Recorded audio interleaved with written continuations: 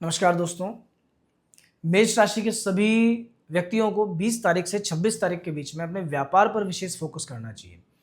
अभी जो टाइम चल रहा है ये बिजनेस में कुछ नया करने का है, कुछ बढ़ाने का है। 2 प्लैनेट ऐसे हैं जो आपको बहुत ज़्यादा सपोर्ट कर रहे हैं। सबसे पहला तो बुध, अभी आपके 3rd हाउस में मिथुन राशि में बुध अपनी स्व राशि में चल रहे हैं और जो बुध के लिए कहते हैं कि बुधेन वाणिज्यम, जब भी किसी व्यक्ति को बुध अच्छे स्थान पे आ जाए। तीसरा जो हाउस होता है ये कर्म स्थान, एक तरीके से मेहनत का स्थान होता है। ये बताता है कि कितनी मेहनत, कितना परिश्रम, कितना पराक्रम आपके साथ रहेगा। तो 3rd हाउस में बुध का स्वराशि में होना व्यापार व्यवसाय के लिए बहुत अच्छा होता है। सेकंड चीज, 7th हाउस के जो लॉर्ड है, 7वें घर के स्वामी है शुक्र, और ये शुक्र अपने से एकादश भाव में, अपने से एकादश भाव मतलब इस 7th हाउस से 11वां भाव पड़ता है, पंचम भाव। तो अपने से लाभ भवन में गए हैं और कुंडली के हिसाब से या राशि के हिसाब से वो 5वां भाव पड़ता है। दोनों ही सिचुएशंस बहुत अच्छी हैं और ऐसी स्थिति में व्यक्ति को व्यापार से विशेष लाभ होता है। जीवन साथी के भाग्य का फायदा उसे मिलता है, उनके सहयोग से, उनके सपोर्ट से, उनके भाग्य से लाभ मिलता है। विशेष तौर पर ऐसे सभी लोग कि जिनको मैरिज में दिक्कतें आ रही हैं, रिश्ता तय नहीं हो पा रहा, या रिलेशनशिप इश्यूज हैं कि झगड़े बहुत ज़्यादा होते हैं आपस में दो लोगों के बीच में, उन लोगों को भी रिलीफ मिलेगा, उनको राहत मिलेगी और कहीं ना कहीं अंडरस्टैंडिंग का लेवल बढ़ेगा। अच्छी जगह पर रिश्ता तय होना, दिखाई देना, ये सब चीज़ें आपके सामने अभी आएंगी। ध्यान क्या रखना है? ध्यान एक चीज़ का रखना है आपको कि 4th हाउस में जो सूर्य आपके हैं, 4th भाव में सूर्य, 4th भाव के सूर्य क्या करते हैं? हृदय रोग देते हैं, हार्ट से जुड़ी डिजीज देते हैं। क्यों? क्योंकि सूर्य अग्नि तत्व प्रधान ग्रह है।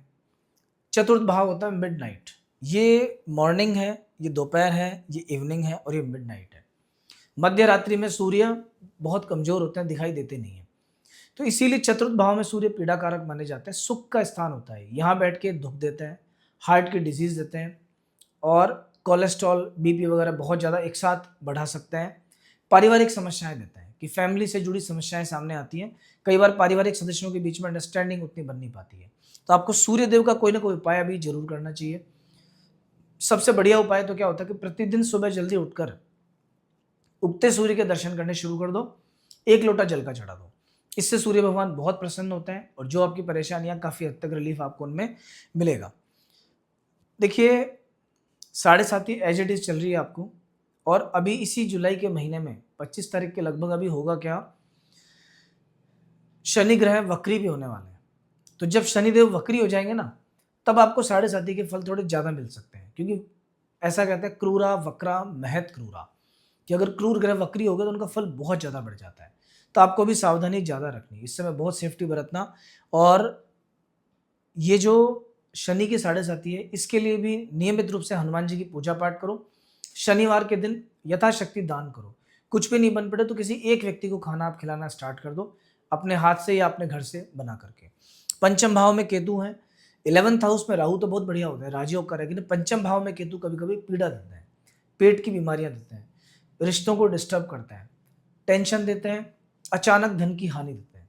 तो आपको क्या करना है, ऐसा कोई भी सोर्स जहां से पैसा अचानक आता है वहां पर ज्यादा बिलीव नहीं करना और उस जगह पर बहुत ज्यादा फोकस नहीं करना। ऐसा नहीं करना कि सारा पैसा वहीं लगा दिया, लेकिन व्यापार को बढ़ाने में ध्यान लगाओ। अभी ये शुक्र देवता आपको बिजनेस बढ़ाने के लिए कह रहे हैं कि व्यापार में कुछ क्या बढ़ा सकते हो, कुछ नया काम करना है, कुछ एक्सपेंशन करना है, कुछ और करना है, वो सब चीजों पे फोकस करो।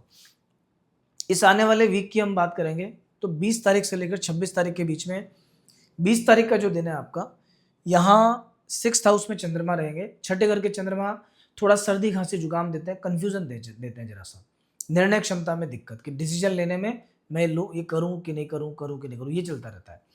21, 22 और 23 इन 3 दिनों में 7वें घर में चंद्रमा रहेंगे, व्यापार के घर में, और बिजनेस के घर में चंद्रमा बहुत अच्छे माने जाते हैं।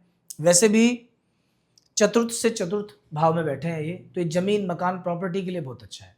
ऐसे सभी लोग कि जो कोई काम रियल एस्टेट से जुड़ा हुआ काम है, कि आप प्रॉपर्टी से जुड़ा कोई काम करते हो, तो आपके लिए अभी सिचुएशंस बहुत अच्छी हैं। तो ये 3 दिन भी 21, 22 और 23 के आपके बढ़िया जाने वाले हैं। लेकिन 24 तारीख और 25 तारीख, जैसा मैंने यहाँ लिखा भी है, ये खराब दिन है। इन 2 दिनों में किसी भी चीज़ की स्ट्रेस हो सकती है, नहीं चाहते हुए भी फैमिली के लोगों से झगड़ा हो सकता है।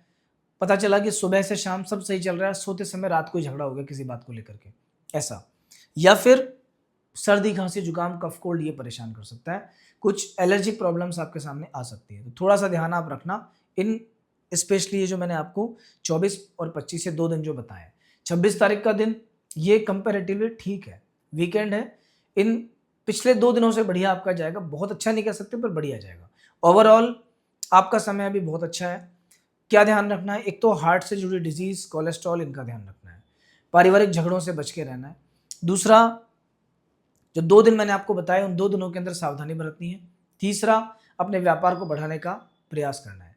बाकी देखिए, ये आपका राशिफल है। एग्जैक्ट जो प्रेडिक्शंस होते हैं ना, बिल्कुल बारीकी से प्रेडिक्शंस, वो पता चलते हैं आपकी जन्म पत्रिका से। आपकी कुंडली में हर चीज़ के बारे में लिखा है। ये जितने हाउस हैं, 12 हाउस, ये केवल हाउस नहीं है, ये आपका पूरा जीवन है। तो ज़्यादा अगर आप विस्तार से जानना चाहते हैं या बहुत डेप्थ में एक्यूरेट प्रेडिक्शंस जानना चाहते हैं, तो आप अपनी कुंडली हमारे यहाँ कंसल्ट करवा सकते हैं। स्क्रीन पे नंबर है, इस पे फ़ोन करके मैसेज करके आप कंसल्टेशन बुक कर सकते हैं। बाकी ये राशिफल भी आपके लिए बहुत उपयोगी रहेगा। और अगर आप पहली बार आए हैं मेरे चैनल पर तो इसे सब्सक्राइब कीजिएगा। आपके जितने भी फ्रेंड्स जिनका नाम ए से स्टार्ट होता है उनको आप फॉरवर्ड कर सकते हो। नमस्कार।